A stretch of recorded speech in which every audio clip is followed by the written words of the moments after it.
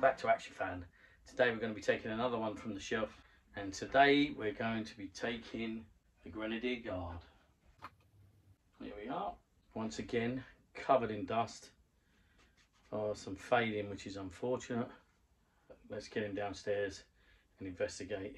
Got his SLR, gripping hands and flocked hair, the ones I prefer. These are the ones I specifically remember as a child. Right, come on then, Mr. Grenadier Guard, let's get you downstairs. Push! Push!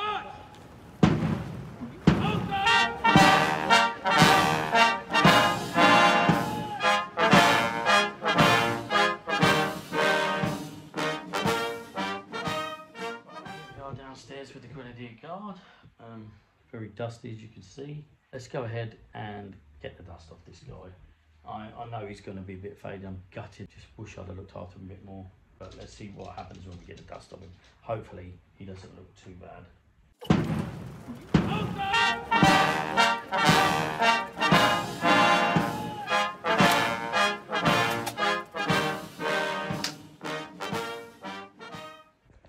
He's faded, but not as bad as I thought. In fact, his trousers are actually very good. Just a bit of fading across the chest. I don't know if you can see that in the video.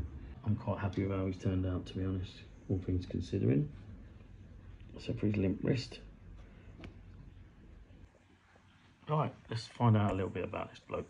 Obviously we'll do picture in picture like we always do, but it's in the book. And we've also got some information on Action Man HQ on the web. Let's have a little read about this guy. It said originally launched in 1970, the famous British regiments renamed the next year as famous British uniforms, known as the ceremonial range, were fantastically detailed. They included Grenadier Guards, Argyll and Sutherland Highlanders, the Parachute Regiment battle dress, the Royal Marines, the Life Guards, the Royal Horse Guards, Blues and Royals, and the 17th and 21st Lancers. The Action Man Grenadier Guard enjoyed many years of production. His popularity helped him span the whole of the 1970s. The SLR rifle of 1970-71 had a straight barrel shaft right up to the stock. Later SLRs had a slight conical shape. This was done to stop the barrel from breaking off from the body of the rifle so easily. As we all know, they broke very easily. But there is a guy, I haven't done a video and I should have done. There's a guy now who 3D prints them, repair them very easily. Progressing to a plastic strap after the mid-70s, the bayonet hanger is tiny and is missing from the majority of vintage battle-scarred rifles. Tommy Gun Action Man's rivals also produced this uniform. Differences can be noted. Later uniforms adopted thinner material and different collar. Right, that'd be interesting to find out if I've got the first or the second issue. Detailed stitching was replaced by printed on cuffs and back panels. Right, so I think, looking at what I've got, like always, the first ones are embroidered, these ones are printed. So I'm thinking this is a late issue uniform. Yeah, these are definitely printed here. And these are definitely printed, I believe. So I believe this uniform is a late issue. The plastic belt should have very slightly texture to it, which it has, a slightly leathered look texture to it. The boots are the lace-up type, first seen on the British infantry. The earlier type are narrower, the later are larger. Quite hard for me to tell here. I get the feeling that he is second issue. This actually might be the first issue because that's embroidered there. Yeah, I'll have to do a bit more research. He might be the first issue, I might have got that wrong. The trousers are similar colouring to the Action Man Royal Marines dress uniform. However, the stripe is a lot narrower. Referring back to my book, he should have bare skin, which he's got, jacket, trousers, boots, belt, scabbard and frog. There you go. And the bayonet that's obviously in the scabbard.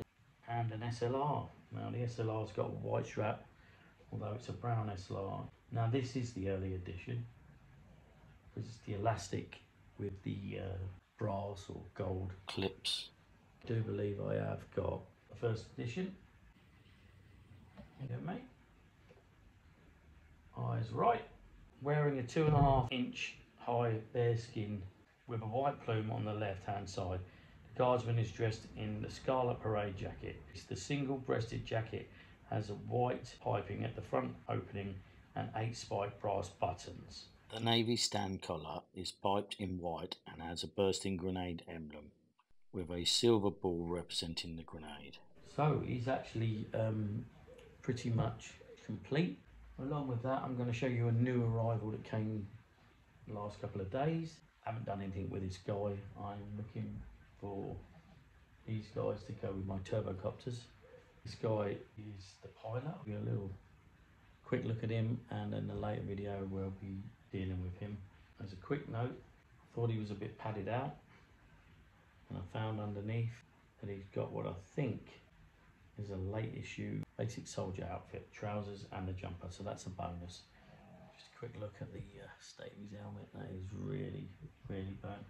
Managed to pick up a couple more, so we're getting there. I'm going to be using him for my turbocopter, along maybe with a Red Devil. Jumpsuits, they were later changed to a green one with a yellow stripe, but we'll look into that at a later date. That's an up and coming project. For now, what we're going to say is Grenadier Guard, get in the cupboard. Right, here we are at the cupboard. As you can see, we're running out of space rapidly. We have our second cupboard, nautical theme here. We've got to find a place for the Grenadier Guard. Still, as we've got none of the ceremonials, I'm struggling for somewhere to put him. This is a bit of a ceremonial uniform for the Canadians, so I'm kind of thinking I'm going to put him there. I've got to find a place for the British infantry guy.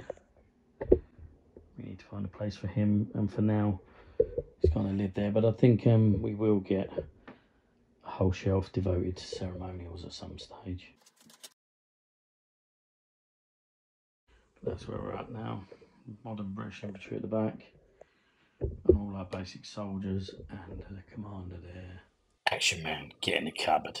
There's our Grenadier Guard in the cupboard. Thanks for watching, Action Fan. One more off the shelf. Please like and subscribe.